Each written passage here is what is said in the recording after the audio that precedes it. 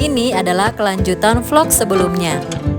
Setelah selesai safari kamel, kita mau experience menginap di hotel dengan tema gua atau cave hotel. Akomodasi unik di Kapadokia ini menawarkan penginapan berukir batu. Hampir semua cave hotel mempunyai teras atap untuk melihat balon udara saat matahari terbit.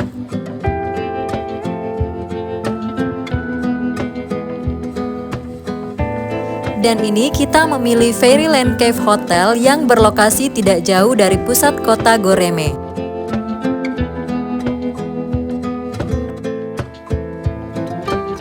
Suasana dalam hotelnya seperti ini, dindingnya dari batu yang diukir dan dibentuk sedemikian rupa untuk menjadi sebuah kamar penginapan.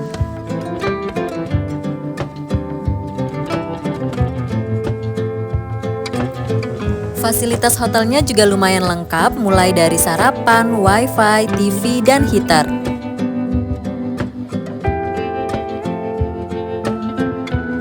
Dan untuk temperatur di dalam kamar batu cave ini lumayan sejuk. Saat musim dingin, kamar juga mempunyai heater untuk menghangatkan ruangan.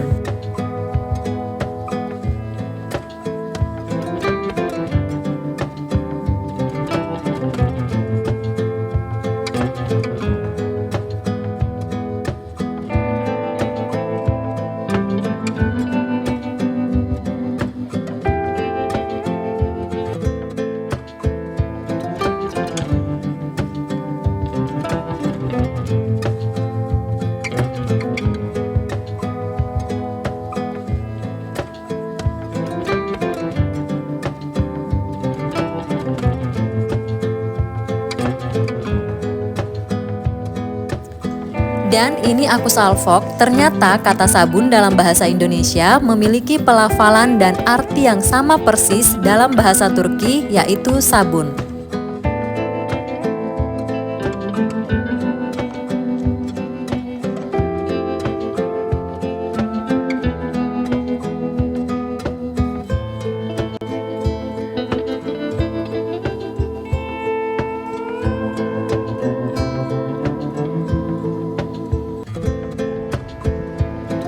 Nah, ini next day-nya. Dan ini pemandangan di pagi hari sekitar jam 5.45. Yuk kita bahas sedikit tentang balon gas udara di Turki. Jadi, wisata balon udara di Kapadokia tidak muncul begitu saja sebagai industri pariwisata, melainkan melalui sejarah panjang yang dimulai sejak era 1980-an.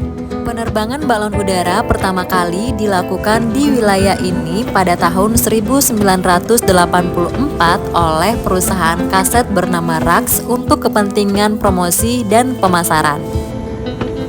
Nah, pada tahun 1989, sebuah hotel membawa 2 balon udara dari luar negeri untuk mempromosikan pariwisata mereka. Dan pilot pertama yang menerbangkannya adalah Kylie Kintner dan Lars Erik Moore. Setelah beberapa tahun digunakan untuk promosi, penerbangan balon udara komersial berbayar pertama untuk wisatawan baru dimulai pada tahun 1991. Robinson Club tercatat sebagai penyelenggara penerbangan komersial pertama bagi penumpang. Tak lama kemudian, perusahaan khusus balon udara mulai berdiri secara legal di Kapadokia.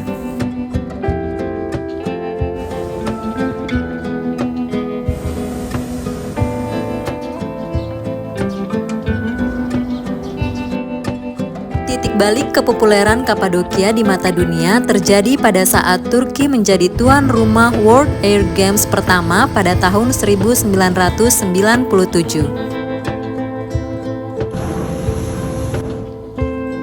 Acara ini mendatangkan banyak negara untuk berkompetisi di langit Kapadokia.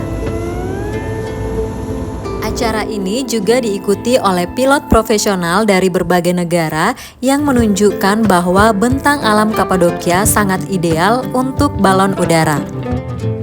Kondisi geografis landscape vulkanik dengan lembah-lembah dramatis menjadikan salah satu destinasi visual paling menakjubkan di dunia.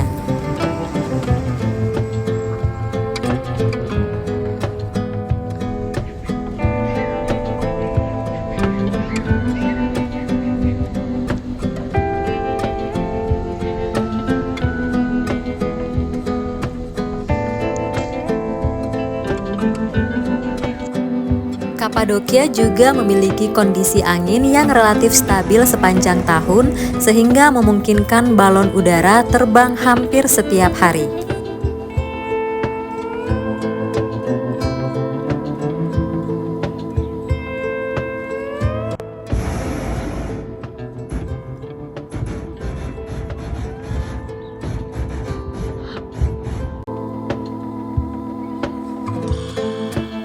Keunikan utamanya adalah penerbangan massal sekitar 100 hingga 150 balon udara yang sering lepas landas secara bersamaan. Dan balon udara hanya terbang saat matahari terbit karena kondisi angin paling stabil di pagi hari. Tidak ada penerbangan saat matahari terbenam. Nah, ini adalah bukit di belakang hotel di mana kita bisa melihat semua balon udara akan mendarat. Penerbangan biasanya berlangsung sekitar 1 jam, tetapi seluruh proses mulai dari penjemputan hingga kembali ke hotel memakan waktu sekitar 2 hingga 3 jam.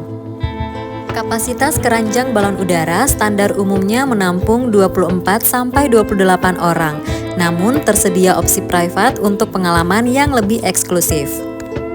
Secara umum, biaya per orang berkisar antara 100 euro hingga 350 euro atau sekitar 1,7 juta hingga 6 juta. Regulasinya ketat karena semua penerbangan diawasi oleh otoritas penerbangan sipil Turki.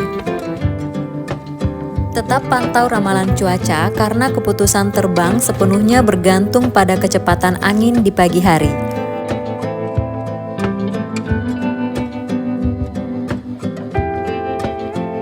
Sebelum melanjutkan perjalanan ke Ankara, breakfast khas Turki sudah disiapkan oleh staf hotel. Masing-masing kamar disiapkan sarapan per meja.